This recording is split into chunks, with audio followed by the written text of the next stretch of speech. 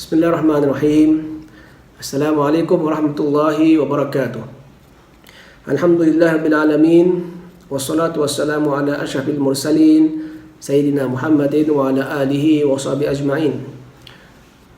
Subhanaka la ilma lana illa ma 'allamtana innaka antal alimul hakim. Bishrah li sadri wa yassir li amri wa tammi lisani yafqahu qawli, amma ba'd.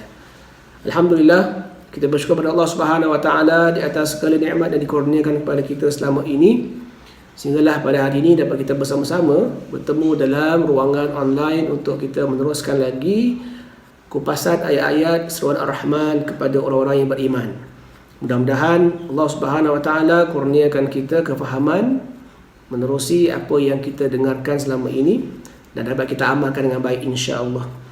Dan kita juga berdoa kepada Allah Subhanahu Wa Taala agar Allah kurniakan kita kesejahteraan, kesihatan, dan disegerakan, diangkat wabak yang kita masih lagi sedang mengalaminya, dan semoga ia menjadi cubaan dan ujian yang baik untuk kita, dan juga mudah-mudahan Allah berikan gantian yang lebih baik selepas ini. Amin rabbal alamin.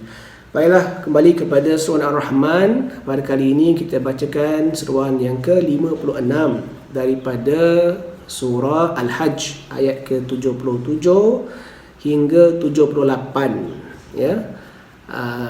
Seperti biasa, kita bacakan ayatnya dan kita akan lihat tafsirannya. Firman Allah Subhanahu wa taala, a'udzu minasyaitonir rajim. Bismillahirrahmanirrahim. Ya ayyuhalladzina amanu ruk'u wasjudu wa'budu rabbakum waf'alul khaira 'allakum tuflihun wajahidu fillahi haqqa jihadihi wajtabakum wama ja'ala 'alaikum fid-dini min haraj millata abikum Ibrahim huwa sammakumul muslimin min qabl wa fi hadha liyakuna ar-rasulu shahidan 'alaikum وَتَكُونُوا شُهَدَاءَ عَلَى النَّاسِ فَأَقِيمُوا الصَّلَاةَ وَآتُوا الزَّكَاةَ وَاعْتَصِمُوا بِاللَّهِ وَمَوْلَاكُمْ فَنِعْمَ الْمَوْلَى وَنِعْمَ النَّصِيرُ. Yang bermaksud, wahai orang-orang yang beriman, rukuklah kamu, sujudlah kamu, sembahlah Tuhan kamu, dan lakukanlah perbuatan baik supaya kamu mendapat kemenangan, dan berjihadlah kamu pada jalan Allah dengan jihad yang sebenar-benarnya. Dia telah memilih kamu, dan Dia sekali-kali tidak menjadikan untuk kamu dalam agama itu suatu kesempitan. Ikutilah agama orang tua kamu, iaitu Ibrahim. Dia telah menamakan kamu sekalian orang-orang Muslim dari dahulu, dan begitu pula dalam Al-Quran ini, supaya Rasul itu menjadi saksi atas diri kamu, dan supaya kamu semua menjadi saksi atas segenap manusia. Maka dirikanlah salat, tunaikanlah zakat, dan berpeganglah pada tali Allah, dan Dialah penolong kamu, maka Dialah sebaik-baik pelindung dan sebaik-baik penolong.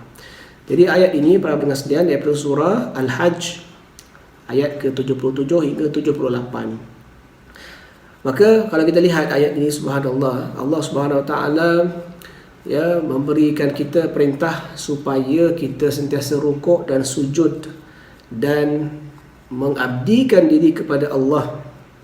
Okey, di sini para pendengar sekalian ada 5 perkara yang Allah suruh kita orang-orang beriman ni lakukan, rukuk, sujud, mengabdikan diri kepada Allah, sembah Allah Ta'ala, dan buat baik. Kemudian ayat 78 dimulakan dengan jihad. Okey. Jadi para ulama kita mengatakan bahawa perintah Allah di sini dimulakan dengan rukuk dan sujud. Okey. Dan kemudian barulah mengabdikan diri. Okey. Ini yang dikatakan sebagai umum dan khusus, ya. Maknanya dimulakan dengan perkara yang khusus dahulu, lepas tu diumumkan. Maka Allah Subhanahu Wa Taala memerintahkan kita orang beriman untuk sentiasa lakukan solat. Rukuk dan sujud itu bermaksud solat. yang diperintahkan kita untuk kita lakukan setiap hari 5 kali waktunya. Kemudian selepas solat itu, maka ruangan yang berikutnya adalah menjadi hamba Allah. Wa'budu tu maknanya kita memperhambakan diri kita kepada Allah. Jadi pada pengajian, hakikat kita adalah hamba-hamba Allah. Kita kena mengabdikan diri kita kepada Allah Subhanahu Wa Taala dengan melaksanakan tadi, Allah suruh kita solat.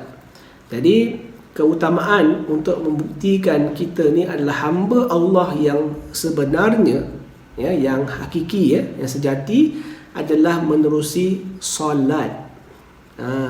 Kita kalau benar-benar nak pastikan kita berada di jalan yang tepat dan betul, ialah dengan solat yang kita lakukan. Itu yang Nabi pernah sabdakan dalam hadis, kan? Nabi kata beza antara orang mukmin dengan orang kafir adalah solatnya. Jadi kalau kita benar-benar beriman kepada Allah, kita adalah orang yang mendirikan solat. Tak boleh kita hanya kata saya beriman, mengaku adanya Tuhan, adanya Allah itu, tapi saya tak nak solat. Cukuplah sekadar saya ni bersangka baik kepada Allah. Cukuplah saya ni mengamalkan amalan atau perbuatan yang baik-baik belaka dalam kehidupan saya. Tapi saya rasa solat ni tak perlu. Minta maaf tuan-tuan dan puan sekalian, itu bukanlah ciri sebenar orang yang beriman. Orang beriman ni, kalau betul dia beriman, jujur iman dia akan solat. Itu adalah amalan atau perangai orang-orang soleh dari zaman dahulu lagi, sebelum kedatangan atau sebelum perutusan Nabi SAW. Orang dahulu yang beriman dengan para Nabi dahulu pun mereka solat. Nabi Isa misalnya kan telah beritahu, aku diperintahkan untuk mengerjakan solat dan keluarkan zakat. Jadi isu solat ini bukan isu baru, bukan syariat baru untuk umat Muhammad sahaja. Dia adalah syariat yang ditetapkan oleh Allah Ta'ala untuk manusia lakukan. Jadi itu sebabnya nak menjadi hamba Allah yang sejati, yang jujur, yang hakiki ni, kita kena buktikan dahulu dengan solat. Sebab Allah mulakan dengan ya ayyuhallazina amanu ruk'u wasjudu. Allah tak kata ya ayyuhallazina amanu ubudu warka'u wasjudu, tak. Allah kata irka'u wasjudu dahulu. Okey, lepas dah selesai solat, kita tetap menjadi hamba Allah. Ada di antara para ahli tafsir mengatakan, bila kita dah selesai solat, kita jangan lupa yang kita ni masih lagi dalam ruangan pengabdian kita kepada Allah. Di situlah kita bila teruskan hidup kita ni selepas solat, perlu berjalan atas muka bumi Allah ini dengan penuh kejujuran menjadi hamba Allah yang baik. Kita perlu berusaha untuk melakukan kebaikan seperti yang Allah perintahkan, seperti yang telah Nabi SAW ajarkan. Jadi fungsi pengabdian kita ni bukan hanya berada dalam solat sahaja. Seperti mana ada orang menyangka bahawa kalau dah solat tu, selepas itu bolehlah nak buat apa saja kita nak buat, sebab solat tu sebagai pencuci dosa katanya. Betul lah, solat tu memang pencuci dosa, tak nafikan. Tapi bukan berarti bila kita dah buat baik, kita boleh buat jahat selepas itu. Tak.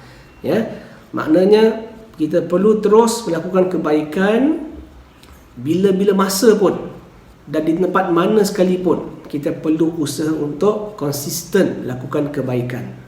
Kemudian Allah jamin sesiapa yang solat, siapa yang kekal menjadi hamba Allah, yang hidup di bumi Allah ini, dan kemudian siapa yang melakukan kebaikan secara berterusan, Allah kata la'allakum tuflihun. La'alla di sini maknanya pasti.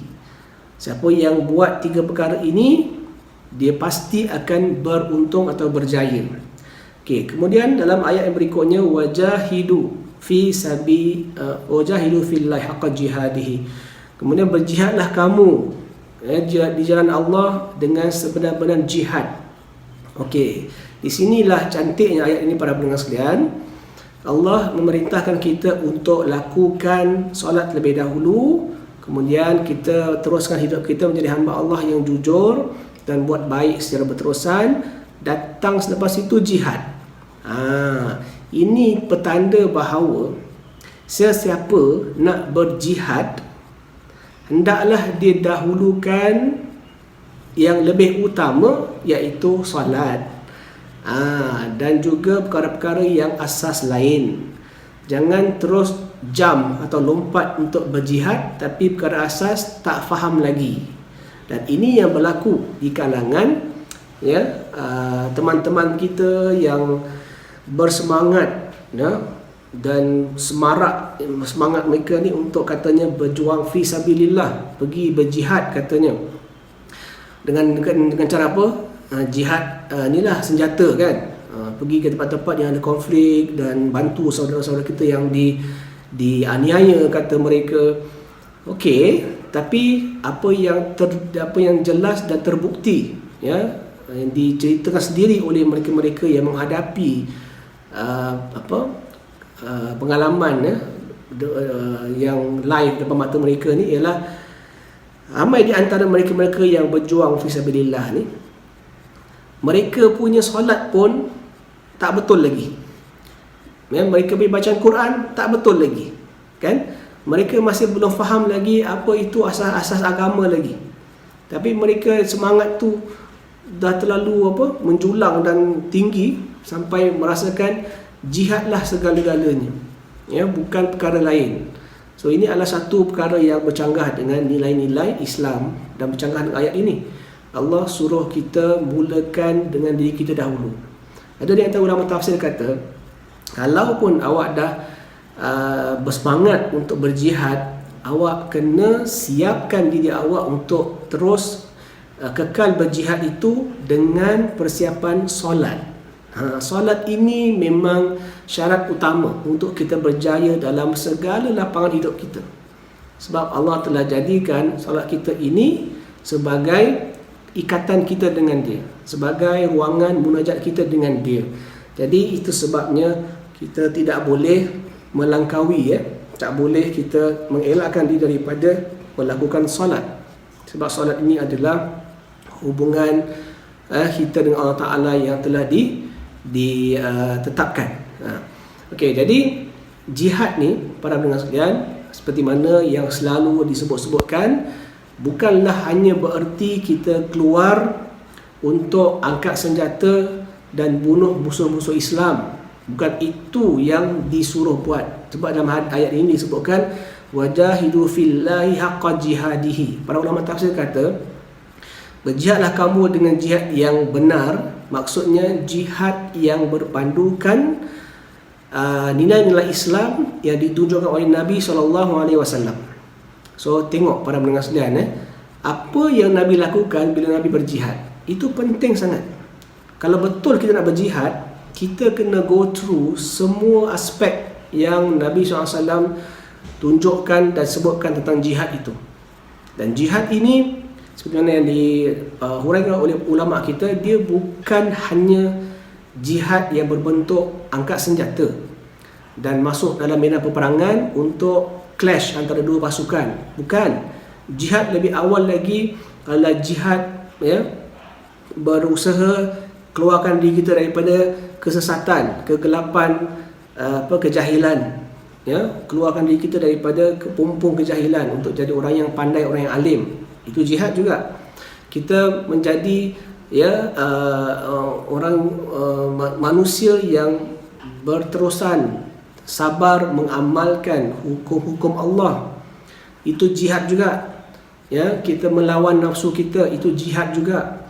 Kita pergi membantu orang, itu jihad juga.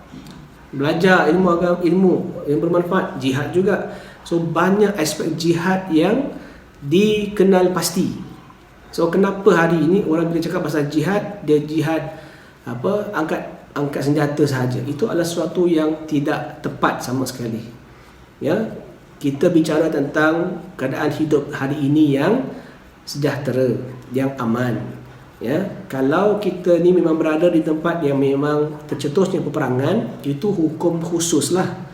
Jadi jangan kita kaitkan pula tempat-tempat yang sedang berlaku konflik, kita kaitkan dengan hidup kita kat sini. Tidak sesuai. Sebab saya katakan sebelum ini, para pendengar sekalian, kita lihat contoh kan, Dan Nabi SAW dahulu dipulaukan dan dianiaya para sahabat bila berada di Mekah dahulu kan. Dan ketika itu Nabi SAW dah ada hubungan baik, ataupun umat Islam ada hubungan baik dengan Raja Habasyah, Najasyi. Jadi walaupun ketika itu Nabi dan para sahabat diperlakukan dengan kelakuan yang teruk kan, kita tengok macam mana keluarga Yasir contohnya dibunuh kan, diseksa, bila Abi Rabah pun diseksa, dan banyak lagi kes-kes para sahabat yang dianiaya. Ada tak Nabi SAW meminta bantuan Najasyi di Habasyah untuk tolong hantar askar tentera dia untuk tolong kita, untuk tolong Nabi SAW ke Mekah? Ada tak? Jawapannya tak ada. Jadi kenapa hari ini pula bila tercetus satu konflik di satu tempat, semua orang diajak sama untuk selesaikan masalah itu kan? Jadi ini sesuatu yang perlu kita tinjau balik, kita fikir balik kenapa. Tak lain tak bukan ialah kita dah salah faham tentang konsep jihad angkat senjata ni sebenarnya. Jadi sebenarnya para pendengar sekalian, kalau betul kita nak berjihad, kita kena jihad ikut apa yang Nabi SAW telah tunjukkan kepada kita. Jadi memanglah bukan saya kata jihad angkat senjata ni tak ada lagi, bukan saya kata jihad angkat berperang di medan peperangan tak ada lagi, bukan maksud begitu. Tapi kita kena berpijak di bumi yang nyata, yang kita tinggal di negara yang aman. Jadi keamanan ini adalah nikmat. Jadi tak perlulah kita nak buat kacau, timbulkan kekecohan dalam negara kita dengan niat katanya nak berjihad. Apa jihadnya? Jihadnya kita kena membasmi kekufuran. So nak basmi kekufuran, kita kena attack orang-orang bukan Islam. Apa ni? Ini sesuatu yang salah faham tentang jihad itu sendiri ya. Baiklah, jadi balik pada ayat 78 tadi, disebutkan bahawa Allah huwa ijtabakum, Allah memilih kita. Ahli tafsir mengatakan Allah memilih kita ni maknanya pilih untuk kita menjadi umat yang terpuji kan. Kalau kita balik pada surah Al-Imran tentang status kita sebagai umatan wasata tu kan, umat yang wasat, kita umat yang cemerlang, gemilang. Jadi kita adalah golongan yang terpilih. Umat Islam ni adalah umat yang terpilih di sisi Allah Subhanahu Wa Taala. Jadi kita kena rasa bangga. Cuma bangga ni jangan pula kita sombong. Ada orang ambil kesempatan dengan kemuliaan Allah beri ini untuk menunjukkan dia adalah manusia yang terbaik di kalangan manusia yang lain. Maknanya dia seorang je boleh masuk syurga, orang lain tak boleh masuk syurga. Kalau kita begitu, kita sama dengan apa yang disebutkan oleh Al-Quran tentang orang Yahudi. Orang Yahudi pun dahulu kan mengatakan bahawa kami ni adalah anak-anak Allah dan kekasihnya. Jadi kerana itu dia boleh buat suka hati nak buat apa. Tak boleh pada pendengar sekalian. Kita sebagai umat Islam memang kita terpilih di sisi Allah Ta'ala, tapi kita tak boleh merasa superior, tinggi ke atas orang lain, seolah orang lain ni di bawah kita dan kita boleh lakukan apa saja. Itulah ideologi kumpulan militan Islam yang merasakan bahawa mereka perlu untuk berjuang mengalahkan pihak musuh ni, dan kita basmi kekufuran dan di atas bumi Allah dengan cara membunuh. Itu adalah cara yang salah lah ya. Jadi seterusnya Allah kata tidaklah dijadikan dalam agama ni urusan yang menyusahkan kita. Berbalik kepada ayat 77 tadi pun dan 78 ni, Allah bila menetapkan syariatnya bukan bermaksud untuk menyusahkan kita. Itu sebabnya cantik ayat ini kan tadi dimulakan dengan sujud, rukuk dan sujud, kemudian mengabdikan diri kepada Allah dan buat baik. Lepas tu baru datang jihad, betul tak? Jadi ini adalah tertib Islam. Ada orang memang dia berkemampuan untuk pergi lebih jauh, tapi ada yang tidak, ada yang tak ada kemampuan begitu. Jadi ada sekadar mampu buat baik dalam ruangan kecil saja untuk diri dia, tapi ada yang boleh pergi jauh lagi. So itu sebabnya berbalik kepada kapasiti kita ni kan, untuk solat 5 waktu itu sebenarnya semua orang boleh buat. Semua orang mampu buat. Kalaupun dia ada halangan tentang solat itu, Allah dah berikan keringanan untuk contohnya jamak. Kan kalau betul-betul terdesak kan boleh jamak. Kalaupun dia terlepas waktu solat, dia boleh qada. Jadi banyak ruangan-ruangan yang Allah beri untuk kita rasa senang dan mudah dalam urusan agama kita. Cuma kita kena mulakan usaha lah. Bukan berarti kemudahan itu kita main petik je, kita main ambil suka hati. Kita kena usaha dahulu apa yang Allah beritahu dan arahkan, kita buat.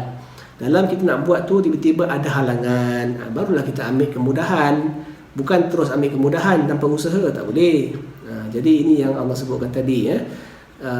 Urusan mudah dalam agama ni memang ada, cuma kita kena mulakan dengan usaha yang fundamental dahulu. Okey. Jadi tentang agama Nabi Ibrahim ni, yang mana disebutkan kita ni semua adalah orang Islam, dikenali. Ahli tafsir mengatakan kita umat Islam ni dikenali juga oleh orang-orang dahulu menerusi kitab-kitab yang diturunkan. Maknanya apa? Akhir zaman ni akan ada manusia, kumpulan manusia yang menyerah diri kepada Allah. Muslim maknanya menyerah diri kepada Allah. So disebutkan dalam kitab-kitab dahulu dah ada. Okey, kemudian sama juga ini sebagai pujian untuk orang-orang yang Muslim. Mengikut hadis dalam Sahih Bukhari misalnya, ada disebutkan bahawa Nabi SAW bila bertemu Nabi Ibrahim ketika Mi'rajnya, Nabi Ibrahim beritahu kepada Nabi Muhammad SAW supaya berikan salam ke atas umat kamu. Jadi ini kelebihan dia, Masya Allah. Kita dapat salam daripada Nabi Ibrahim. Jadi kelebihan menjadi umat Islam adalah dengan kita ni diberi pujian di sisi Allah Ta'ala dan juga disebut-sebut oleh umat dahulu. Okay, kemudian dijadikan kita sebagai golongan yang menyaksikan kebenaran, dan Rasul kita pun menyaksikan bahawa apa yang telah kita lakukan ini berpandukan apa yang Allah perintahkan, dan dia menjadi saksi ke atas seluruh manusia bahawa apa yang Allah perintahkan itu adalah perintah yang sesuai dan baik untuk kita manusia. Para pendengar sekalian, ini adalah sesuatu yang telah berlaku di zaman dahulu. Hari ini pun masih berlaku, cuma zaman dahulu kita lihat usaha-usaha manusia yang ingkar kepada perintah Allah. Mereka berusaha untuk memerangi para nabi yang diutuskan. Mereka memusuhi para nabi dan rasul. Ada yang membunuh para nabi dan rasul. Jadi dengan dakwaan mereka mengatakan nabi-nabi dan rasul ni adalah orang-orang yang menyusahkan mereka, orang yang membawa kesesatan dan sebagainya lah. Tapi hakikatnya tidak. Jadi kita sebagai umat Islam ni adalah umat yang benar-benar ikut perintah Allah, dan kita menjadi saksi bahawa apa yang nabi kita bawakan dan para nabi sebelum ini bawakan adalah benar di sisi Allah Subhanahu Wa Taala. Itu maksud saksi lah, kita menyaksikan. Okay, kemudian Allah sebutkan faqimus salah. Masuk lagi dalam sebutan ayat ini solat lagi. Kenapa? Jadi ada di antara tafsir mengatakan disebutkan solat di sini sekali lagi secara jelas untuk menunjukkan rasa syukur kita kepada Allah. Maknanya apa? Bila Allah dah berikan kita syariat yang sempurna, syariat yang mudah, bila berlaku kesempitan bagi kita, Allah dah memberikan kita kemuliaan di sisi manusia-manusia dahulu sebagai orang Islam. Maka ini semua nikmat yang Allah berikan. Kalau betul kita ni orang beriman, solatlah kita. Jadi kali kedua kita solat ni menunjukkan tanda syukur kita kepada Allah. Yang pertama tadi tu ialah tanda patuh kita kepada Allah. Allah suruh kita buat patuh. Tapi kali ini pula bila kita solat lagi, maknanya kita menunjukkan tanda syukur kita kepada Allah. So itulah dia yang kalau kita lihat pada hadis Nabi SAW kan, bila Nabi solat malam sampai bengkak kakinya, lututnya itu sebab banyak rukuk dan sujudnya kan. Dulu ialah zaman Nabi dulu mana ada sejadah macam kita hari ni, kapet kan, lembut. Dulu Nabi solat dalam keadaan tanah yang keras dulu. Jadi bila ditanya oleh Aisyah, "Ya Rasulullah, bukankah engkau telah diampunkan dosa dahulu dan akan datang? Jadi kenapa sampai terlalu sangat beban solat, ya, sampai bengkak kaki?" Apa Nabi jawab? Nabi kata, "Afala akunu abdan syakura." Tengok, Nabi kata, "Bukankah tak boleh ke aku ni jadi orang yang bersyukur kepada Allah?" Tengok, Nabi solat untuk menunjukkan syukur kepada Allah. Ini level paling tinggi sekali, tuan-tuan. Level awal, peringkat awal ialah kita bila solat, kita ikut perintah Allah. Okay, sebab Allah perintahkan kita untuk solat, kita solat. Level yang berikutnya adalah bila kita solat kerana patuh perintah Allah dan solat kerana syukur kepada Allah. Itu yang Nabi buat. Nabi buat solat yang berterusan, waktu malam tahajudnya, kerana nak tunjukkan syukur kepada Allah Subhanahu Wa Taala. Masya Allah. So itulah dia, kedudukan perintah pertama untuk solat dengan perintah kedua untuk solat ini berbeza kedudukan dia. Kemudian solatlah kamu dan keluarkan zakat, tanda syukur juga kan kita bila keluarkan zakat kerana kita bersyukur Allah beri kita nikmat harta, kita keluarkan zakat beri kepada orang lain, ya. Kemudian wa'tasimu billah, hendaklah kita berpegang teguh dengan tali Allah sentiasa. Ya, sebab inilah dia hidup kita sebagai hamba Allah. Kita tak boleh lari daripada kedudukan kita sebagai hamba Allah. Ya, kemana kita nak lari para pendengar sekalian? Tak ada tempat. Kita, dunia ni pun milik Allah, akhirat pun milik Allah. Dan akhirat nanti kita nak lari pun tak lari ke mana. Ya, sebab dalam Al-Quran sebut fa'ina tadhhabun. Di akhirat nanti kalau ada orang-orang yang merasa dia akan binasa, mereka akan cuba lari daripada hukuman Allah. Tapi nak pergi mana? Jadi alam ini, sama ada alam duniawi, alam akhirat, adalah milik Allah Subhanahu Wa Taala. Jadi kita tidak ada pilihan melainkan kita menjadi hamba Allah yang sentiasa kuat ikatan kita dengan Allah Subhanahu Wa Taala. Dan semakin dekat kita dengan Allah, semakin Allah sayang kita. Ya, kita ni tak boleh samakan kita dengan manusia. Manusia ni kalau kita sama, kita ada waktu kalau mood swing kita berubah, kita tak nak orang dekat dengan kita, betul tak? Itu sama kita lah, manusia-manusia ni. Tapi Allah SWT yang maha kuasa, maha penyayang, maha pengasih, maha sempurna sifat-sifatnya, Allah semakin sayang kepada hamba-hambanya yang dekat dengan dia. Begitu. Kemudian akhir sekali Allah sebutkan bahawa Allah itulah Tuhan yang paling terbaik pelindungan yang diberikan kepada manusia, dan dialah Tuhan yang paling baik memberi kemenangan bagi orang-orang yang berusaha.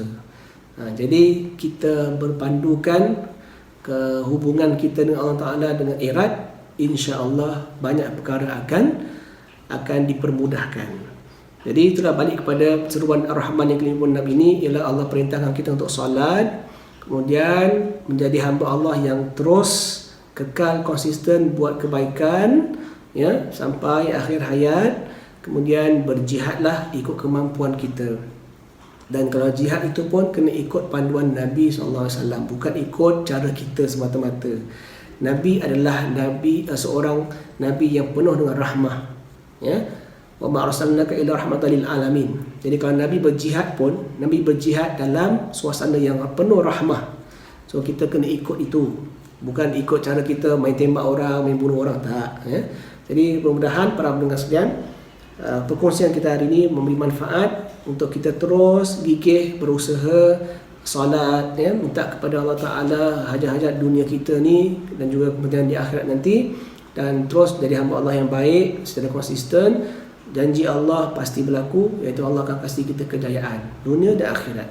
Jadi insya-Allah mudah-mudahan apa yang kita harapkan Allah makbulkan harapan kita dan doa kita. Semoga kita dapat, ya, keredaannya dan rahmatnya nanti di akhirat, dan mudah-mudahan kita diberikan, ya, syurganya yang abadi. Amin ya rabbal alamin. Wallahu a'lam bissawab. Subhanakallahumma bihamdika asyhadu an la ilaha illa anta astaghfiruka wa atubu ilaik. Bismillahirrahmanirrahim. Wal 'asri innal insana fi khusr illa alladziina aamanu wa 'amilus solihati wa tawassaw bil haqqi wa tawassaw bis sabr. Rabbana atina fid dunya hasanah wa fil akhirati hasanah wa qina adzabannar. Wa sallallahu ala nabiyyina Muhammadin wa ala alihi washabihi wasallam. Walhamdulillahi rabbil alamin. Assalamualaikum warahmatullahi wabarakatuh.